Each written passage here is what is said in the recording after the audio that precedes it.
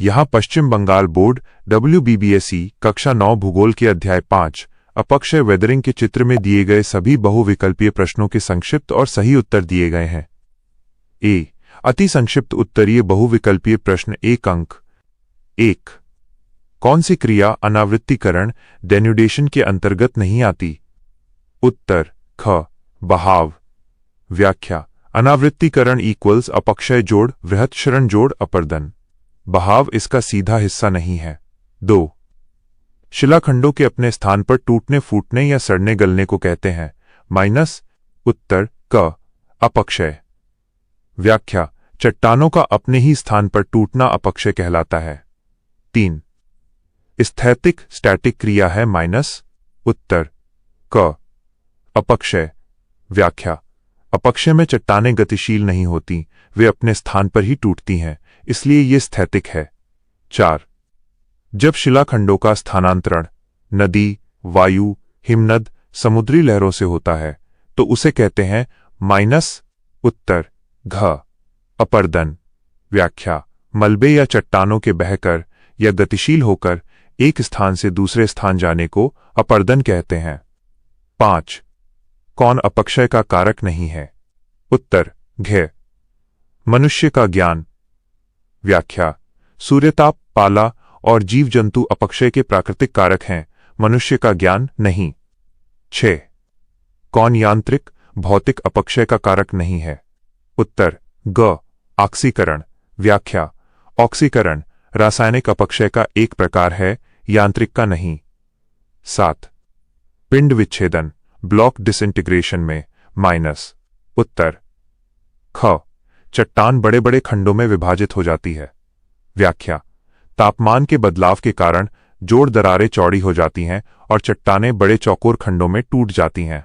8 रासायनिक अपक्षय किन प्रदेशों में होता है?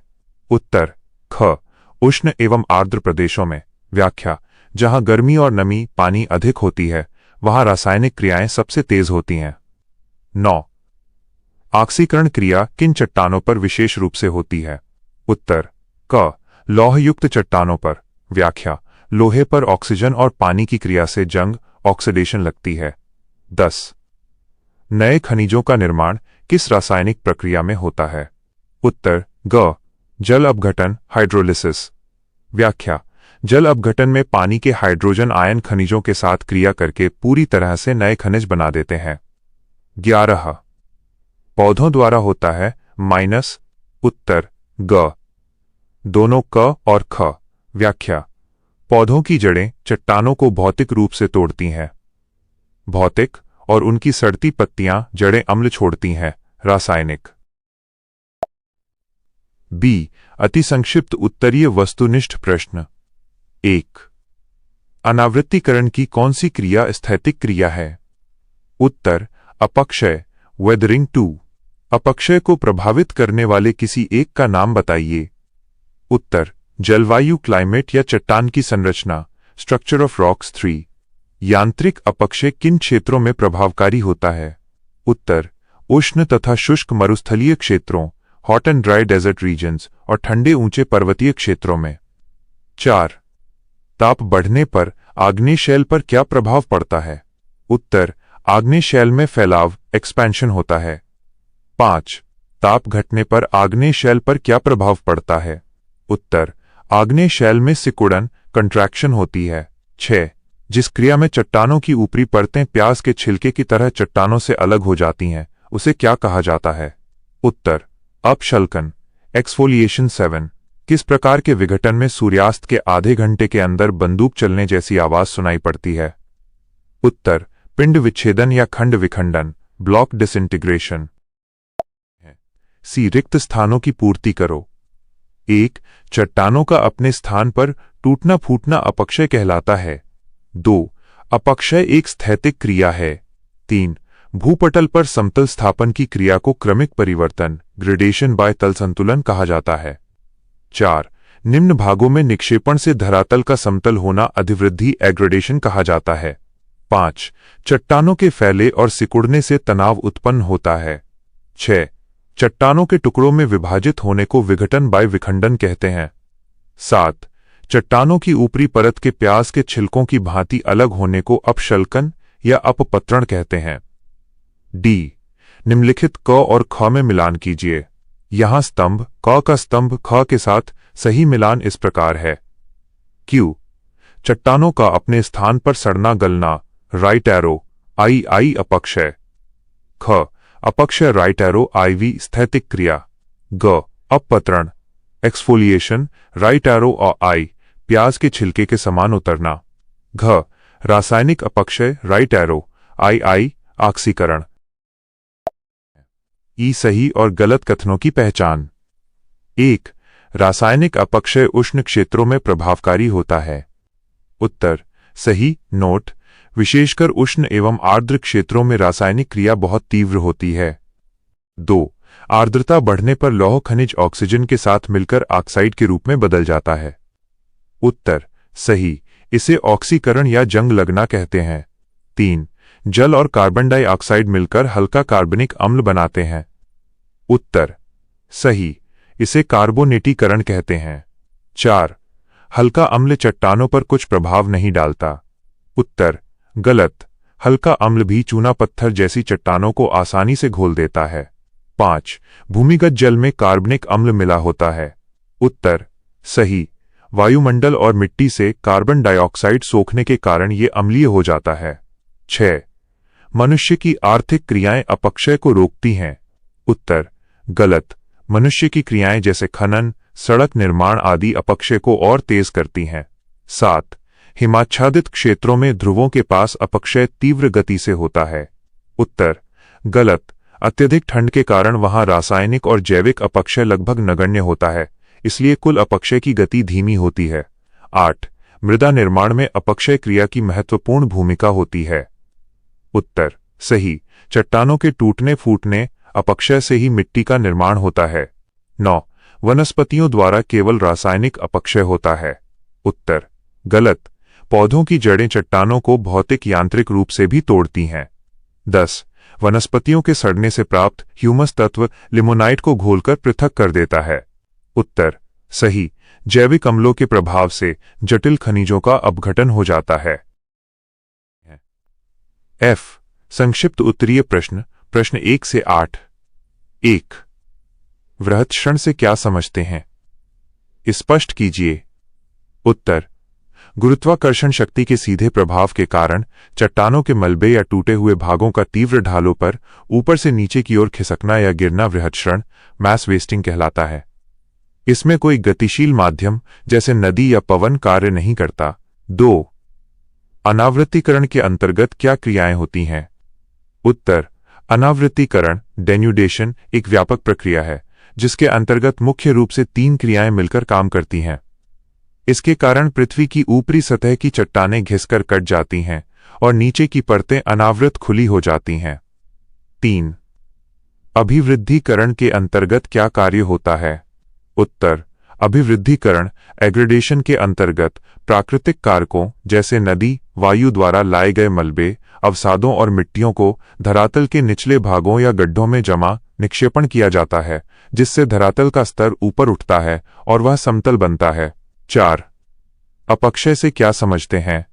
उत्तर वायुमंडल के विभिन्न तत्वों जैसे सूर्यताप, पाला, वर्षा और गैसों के प्रभाव से चट्टानों का अपने ही मूल स्थान पर टूटने फूटने और सड़ने गलने की प्राकृतिक प्रक्रिया को अपक्षय वेदरिंग कहते हैं। यह एक स्थैतिक स्टैटिक क्रिया है।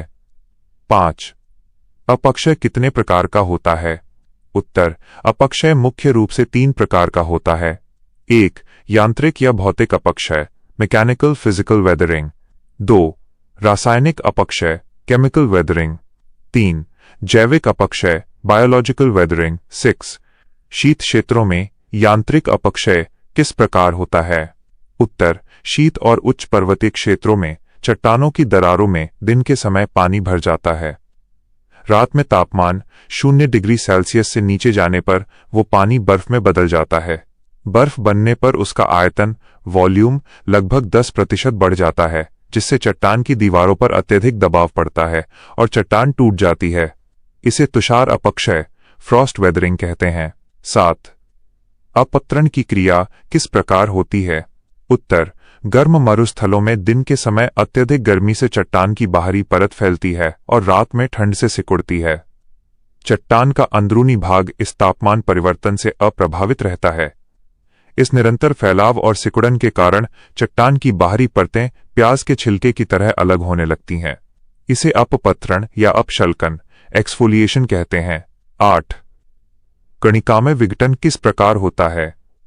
उत्तर, कई चट्टानें विभिन्न प्रकार के खनिजों के मिश्रण से बनी होती हैं। विभिन्न खनिजों के ताप ग्रहण करने और फैलने सिकुड़ने की दर अलग अलग होती है। जब ऐसी चट्टानों पर सूर्य का ताप पड़ता है तो असमान खिंचाव के कारण चट्टान छोटे छोटे कणों या दानों के रूप में टूटकर बिखर जाती है। इसे कणिकामय विघटन ग्रैन्युलर डिसइंटीग्रेशन कहते हैं। F. संक्षिप्त उत्तरीय प्रश्न प्रश्न 9 से 15। 9. ऑक्सीकरण से क्या समझते हैं? उत्तर, वायुमंडल की ऑक्सीजन जब जल या नमी की उपस्थिति में चट्टानों के लौह खनिजों के साथ रासायनिक क्रिया करती है तो उसे ऑक्सीकरण कहते हैं। इससे चट्टानों पर जंग लग जाती है और वे कमजोर होकर टूटने लगती हैं। 10. कार्बोनेटीकरण क्रिया का वर्णन कीजिए। उत्तर, वर्षा का जल वायुमंडल की कार्बन डाइऑक्साइड CO_2 से मिलकर हल्का कार्बोनिक अम्ल बनाता है। ये अम्लीय जल जब चूना पत्थर जैसी चट्टानों के संपर्क में आता है तो उन्हें घोलकर नष्ट कर देता है। इस प्रक्रिया को कार्बोनेटीकरण कहते हैं। 11. जल संयोजन का वर्णन कीजिए। उत्तर, जब चट्टानों के खनिज जल को सोख लेते हैं तो रासायनिक क्रिया के कारण उनका आयतन बढ़ जाता है और उनके भौतिक रूप में बदलाव आ जाता है। इसे जल संयोजन कहते हैं, जिससे चट्टान ढीली होकर टूटने लगती है। 12. जल अपघटन क्रिया का वर्णन कीजिए। उत्तर, जल अपघटन एक रासायनिक प्रक्रिया है जिसमें जल के हाइड्रोजन H- जोड़ और हाइड्रोक्सिल OH- आयन चट्टानों के खनिजों के साथ सीधा संबंध बनाते हैं। इसके फलस्वरूप पुराने खनिज नष्ट हो जाते हैं और नए खनिजों का निर्माण होता है। 13. मनुष्य किस प्रकार अपक्षय में सहायक होता है? उत्तर, मनुष्य अपने कार्यों जैसे सड़कों और सुरंगों को बनाने के लिए डायनामाइट से चट्टानें उड़ाकर, खनिजों के लिए खनन करके और वनों की कटाई करके चट्टानों को खुला छोड़ देता है, जिससे अपक्षय की गति बहुत तेज हो जाती है। 14. पौधे किस प्रकार अपक्षय में सहायक होते हैं? उत्तर, पौधे 2 प्रकार से सहायक होते हैं। भौतिक, पौधों की बढ़ती जड़ें चट्टानों की दरारों को चौड़ा करके उन्हें तोड़ देती हैं। रासायनिक, जड़ों और सड़ने वाली पत्तियों से निकलने वाले जैविक अम्ल खनिजों को गला देते हैं। 15. जीव जंतु अपक्षय में किस प्रकार सहायक होते हैं? उत्तर, चूहे, केंचुए, चींटियां और दीमक जैसे बिलकारी जीव मिट्टी और चट्टानों में बिल खोदते हैं। इससे नीचे की कमजोर चट्टानें सतह पर आ जाती हैं और हवा पानी के संपर्क में आकर आसानी से टूट जाती हैं। तो के जी कारण बताइए, अंतर स्पष्ट कीजिए। 3 अंक के प्रश्न के सभी प्रश्नों के संक्षिप्त और सटीक उत्तर एक एक करके दिए गए हैं। 1. कारण बताइए। 1. अपक्षय को स्थैतिक क्रिया क्यों कहते हैं? उत्तर, अपक्षय में चट्टानें वायुमंडलीय तत्वों के प्रभाव से टूटकर अपने ही मूल स्थान पर बिखरी रहती हैं। इसमें चट्टानों के मलबे का किसी गतिशील माध्यम जैसे नदी या हवा द्वारा स्थानांतरण या परिवहन नहीं होता है। गतिहीन होने के कारण ही इसे स्टैटिक क्रिया कहते हैं। 2. उष्ण क्षेत्रों में भौतिक अपक्षय क्यों होता है? उत्तर, उष्ण और शुष्क मरुस्थलीय क्षेत्रों में दिन और रात के तापमान में बहुत अधिक तापांतर होता है। दिन की तीव्र गर्मी में चट्टानें फैलती हैं और रात की ठंड में सिकुड़ती हैं। इस निरंतर फैलाव और सिकुड़न के कारण उत्पन्न आंतरिक तनाव से चट्टानें बिना किसी रासायनिक बदलाव के यांत्रिक भौतिक रूप से टूट जाती हैं। 3. शीत क्षेत्रों में भौतिक अपक्षय किस प्रकार होता है? उत्तर, शीत क्षेत्रों में दिन के समय चट्टानों की दरारों में पिघला हुआ पानी भर जाता है। रात में तापमान 0 डिग्री सेल्सियस से नीचे जाने पर यह पानी बर्फ में बदल जाता है। बर्फ बनने पर पानी का आयतन वॉल्यूम बढ़ जाता है, जिससे दरारों की दीवारों पर भारी दबाव पड़ता है। इस निरंतर प्रक्रिया से चट्टानें टूट जाती हैं, जिसे तुषार अपक्षय फ्रॉस्ट एक्शन कहते हैं। 4. रासायनिक अपक्षय उष्ण एवं आर्द्र जलवायु में प्रभावकारी क्यों है? उत्तर, रासायनिक अभिक्रियाओं की गति तीव्र होने के लिए उच्च तापमान, उष्ण और प्रचुर मात्रा में पानी या नमी आर्द्र की आवश्यकता होती है।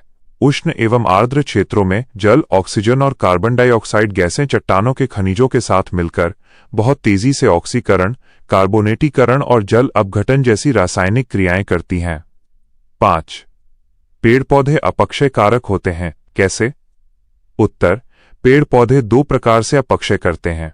भौतिक रूप से पौधों की जड़ें जैसे जैसे बड़ी और मोटी होती हैं, वे चट्टानों की दरारों में घुसकर उन पर दबाव डालती हैं और उन्हें तोड़ देती हैं। रासायनिक रूप से पौधों की जड़ें और उनकी सड़ने गलने वाली पत्तियां जैविक अम्ल, ऑर्गेनिक एसिड उत्पन्न करती हैं, जो चट्टानों के खनिजों को रासायनिक रूप से गला देते हैं। 2. अंतर स्पष्ट कीजिए। भौतिक, यांत्रिक एवं रासायनिक अपक्षय में अंतर स्पष्ट कीजिए। आधार: भौतिक यांत्रिक अपक्षय, रासायनिक अपक्षय प्रक्रिया। इसमें चट्टानें बिना किसी रासायनिक बदलाव के केवल भौतिक रूप से छोटे टुकड़ों में टूटती हैं। इसमें चट्टानों के खनिजों में रासायनिक बदलाव आता है, जिससे वे सड़ गलकर नष्ट होती हैं। मुख्य कारक: इसके मुख्य कारक तापमान में उतार चढ़ाव, पाला, तुषार और दबाव की मुक्ति हैं। इसके मुख्य कारक जल, ऑक्सीजन, कार्बन डाइऑक्साइड और विभिन्न अम्ल हैं। क्षेत्र: यह मुख्यतः उष्ण शुष्क मरुस्थलों और अत्यधिक ठंडे प्रदेशों में प्रभावी होता है। ये मुख्यतः उष्ण और आर्द्र, नमी वाले प्रदेशों में अत्यधिक प्रभावी होता है। H. वर्णनात्मक या विवरणात्मक प्रश्न। 5 अंक के प्रश्न। 1. भौतिक अपक्षय का वर्णन कीजिए। परिभाषा: बिना किसी रासायनिक परिवर्तन के यांत्रिक बलों, तापमान, पाला, दबाव के कारण चट्टानों के छोटे छोटे टुकड़ों में टूटने की प्रक्रिया को भौतिक या यांत्रिक अपक्षय कहते हैं। यह मुख्यतः शुष्क मरुस्थलों और ठंडे प्रदेशों में होता है। मुख्य प्रक्रियाएं: अपशल्कन, एक्सफोलिएशन। मरुस्थलों में दिन की गर्मी से चट्टान की बाहरी परत फैलती है और रात में सिकुड़ती है, जिससे ऊपरी परत प्याज के छिलके की तरह अलग हो जाती है। पिंड विच्छेदन, ब्लॉक डिसइंटीग्रेशन। तापमान के उतार चढ़ाव से चट्टानों के जोड़ों में दरारें आ जाती हैं और वे बड़े चौकोर खंडों में टूट जाती हैं। कणिका में विघटन, ग्रैन्युलर डिसइंटीग्रेशन। चट्टान में मौजूद अलग अलग खनिज असमान रूप से फैलते और सिकुड़ते हैं, जिससे चट्टान दानों के रूप में बिखर जाती है। तुषार अपक्षय, फ्रॉस्ट एक्शन। ठंडे क्षेत्रों में चट्टानों की दरारों में भरा पानी रात में बर्फ बनकर फैलता है, जिससे अत्यधिक दबाव के कारण चट्टानें टूट जाती हैं। 2. रासायनिक अपक्षय का वर्णन कीजिए। परिभाषा: जब वायुमंडल की गैसें, ऑक्सीजन, कार्बन डाइऑक्साइड और जल चट्टानों के खनिजों के साथ क्रिया करके उनका रासायनिक स्वरूप बदल देते हैं, तो उसे रासायनिक अपक्षय कहते हैं। ये उष्ण और आर्द्र, नमी वाले क्षेत्रों में तीव्र होता है। मुख्य प्रक्रियाएं: ऑक्सीकरण, ऑक्सीडेशन। जल की उपस्थिति में ऑक्सीजन जब लोहे जैसी धातुओं से क्रिया करती है तो चट्टानों पर जंग लग जाती है और वे कमजोर होकर नष्ट हो जाती हैं। कार्बोनेटीकरण, कार्बोनेशन। वर्षा का जल कार्बन डाइऑक्साइड से मिलकर हल्का कार्बोनिक अम्ल बनाता है, जो चूना पत्थर और डोलोमाइट जैसी चट्टानों को आसानी से घोल देता है। जल संयोजन, हाइड्रेशन। कुछ चट्टानें जल सोखकर फूल जाती हैं और उनका आयतन बढ़ जाता है, जिससे उनके आंतरिक जोड़ ढीले पड़ जाते हैं। जल अपघटन, हाइड्रोलिसिस। जल के आयन खनिजों के साथ सीधा रासायनिक संबंध बनाकर बिल्कुल नए खनिजों जैसे फेल्डस्पार से मिट्टी का निर्माण करते हैं। 3. मनुष्य, पौधों एवं जानवरों की अपक्षय में भूमिका का वर्णन कीजिए। परिभाषा: इसे जैविक अपक्षय, बायोलॉजिकल वेदरिंग कहा जाता है, जिसमें सजीवों की गतिविधियों के कारण चट्टानें यांत्रिक और रासायनिक रूप से कमजोर होकर टूटती हैं। भूमिका का विवरण: पौधों की भूमिका। यांत्रिक: पौधों की जड़ें जैसे जैसे बड़ी होती हैं, वे चट्टानों की दरारों में घुसकर उन्हें चौड़ा कर देती हैं और चट्टानें टूट जाती हैं। रासायनिक: पौधों की जड़ें और उनकी सड़ने वाली पत्तियां जैविक अम्ल, ऑर्गेनिक एसिड छोड़ती हैं, जो खनिजों को गला देते हैं। जानवरों की भूमिका: चूहे, केंचुए, दीमक, चींटियां और लोमड़ियां जैसे बिलकारी जीव मिट्टी व चट्टानों को खोदकर कमजोर करते हैं। चट्टानों के अंदरूनी भाग धरातल पर आने से हवा पानी के संपर्क में आकर जल्दी टूटते हैं। जीवों के मलमूत्र के रसायन भी खनिजों का अपघटन करते हैं। मनुष्य की भूमिका: मनुष्य अपनी आर्थिक गतिविधियों जैसे माइनिंग, खनन, सड़कों, बांधों और सुरंगों के निर्माण के लिए भारी मशीनों या डायनामाइट से चट्टानें तोड़ता है। कृषि और शहरीकरण के लिए बड़े पैमाने पर वनों की कटाई, डिफॉरेस्टेशन करने से चट्टानें असुरक्षित होकर तेजी से अपक्षयित होने लगती हैं। H. वर्णनात्मक या विवरणात्मक प्रश्न। प्रश्न 4 और 5। 4। मृदा निर्माण में अपक्षय किस प्रकार सहायक है? वर्णन कीजिए। मूल आधार रेगुलिथ का निर्माण। अपक्षय के कारण ही मूल चट्टानें अपने स्थान पर टूट फूटकर बारीक कणों में बदलती हैं। इस असंगठित चट्टानी मलबे को रेगोलिथ कहा जाता है, जो मिट्टी बनने का पहला और सबसे जरूरी चरण है। खनिजों का सरलीकरण, रासायनिक अपक्षय जैसे जल अपघटन और ऑक्सीकरण जटिल खनिजों को तोड़कर उन्हें पौधों के ग्रहण करने योग्य सरल पोषक तत्वों में बदल देता है। जैविक अंश का मिलना। अपक्षयी ढीली चट्टानों में जब पेड़ पौधों और जीव जंतुओं के सड़े गले अंश ह्यूमस मिलते हैं, तब वो उपजाऊ मिट्टी का रूप लेती है। निष्कर्ष, संक्षेप में अपक्षय के बिना चट्टानों का बारीक कणों में टूटना असंभव है।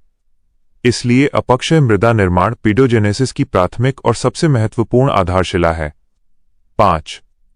मृदा संरक्षण किस प्रकार किया जा सकता है? वर्णन कीजिए। मिट्टी की ऊपरी उपजाऊ परत को नष्ट होने या बहने से बचाने के लिए निम्नलिखित प्रमुख उपाय किए जा सकते हैं।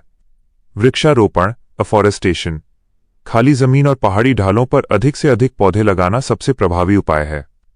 पौधों की जड़ें मिट्टी को मजबूती से जकड़कर रखती हैं, जिससे पानी और हवा से होने वाला अपरदन रुकता है। सीढ़ीदार कृषि, टेरेस फार्मिंग। पहाड़ी या तीव्र ढाल वाले क्षेत्रों में ढलान को काटकर सीढ़ीनुमा खेत बनाए जाते हैं। इससे बहते हुए पानी की गति धीमी हो जाती है और मिट्टी का बहाव रुकता है। पट्टिका कृषि, स्ट्रिप क्रॉपिंग। खेतों में फसलों के बीच बीच में घास या घनी पत्तियों वाली फसलों की पट्टियां, स्ट्रिप्स उगाई जाती हैं, जो हवा और पानी के वेग को कम करके मिट्टी को उड़ने या बहने से रोकती हैं। अतिचारण पर नियंत्रण, कंट्रोल ऑन ओवरग्रेजिंग। पशुओं द्वारा अत्यधिक चराई पर रोक लगानी चाहिए, क्योंकि घास खत्म होने से मिट्टी ढीली हो जाती है और आसानी से अपरदित हो जाती है। मेड़बंदी और बांध बनाना, बंस एंड चेक डैम्स। खेतों के चारों तरफ ऊंची मेड़ बनाने से पानी खेत के बाहर मिट्टी बहाकर नहीं ले जा पाता। साथ ही नालों पर छोटे छोटे चेक डैम बनाने से जल का वेग शांत होता है। पीजी का लिंक में दिए गए क्रियाकलाप एक्टिविटी का निष्कर्ष और तुलनात्मक उत्तर दिया गया है। क्रियाकलाप का निष्कर्ष, मृदा संरक्षण का प्रयोग। इस प्रयोग में जब दोनों ढलान वाली ट्रे पर पानी डाला जाता है तो निम्नलिखित परिणाम देखने को मिलते हैं। ट्रे अ, बिना पौधों वाली। इस ट्रे के नीचे डिब्बे में इकट्ठा हुआ जल बहुत अधिक गंदा और मिट्टी युक्त पंकिल होगा। चूंकि यहां मिट्टी को बांधने के लिए कुछ नहीं था, इसलिए पानी के साथ बहुत अधिक मृदा अपरदन कटाव हुआ। ट्रे ब, पौधों वाली। इस ट्रे के नीचे डिब्बे में इकट्ठा हुआ जल अपेक्षाकृत बहुत साफ होगा और उसमें बहकर आने वाली मिट्टी की मात्रा न के बराबर होगी। ऐसा इसलिए क्योंकि पौधों की जड़ों ने मिट्टी को मजबूती से जकड़ लिया, जिससे पानी मिट्टी को नहीं बहा सका। मुख्य निष्कर्ष, यह प्रयोग स्पष्ट रूप से सिद्ध करता है कि पेड़ पौधे, वनस्पतियां मृदा अपरदन को रोकते हैं और मिट्टी के कटाव को बचाकर मृदा संरक्षण, सॉइल कंजर्वेशन में सबसे महत्वपूर्ण भूमिका निभाते हैं।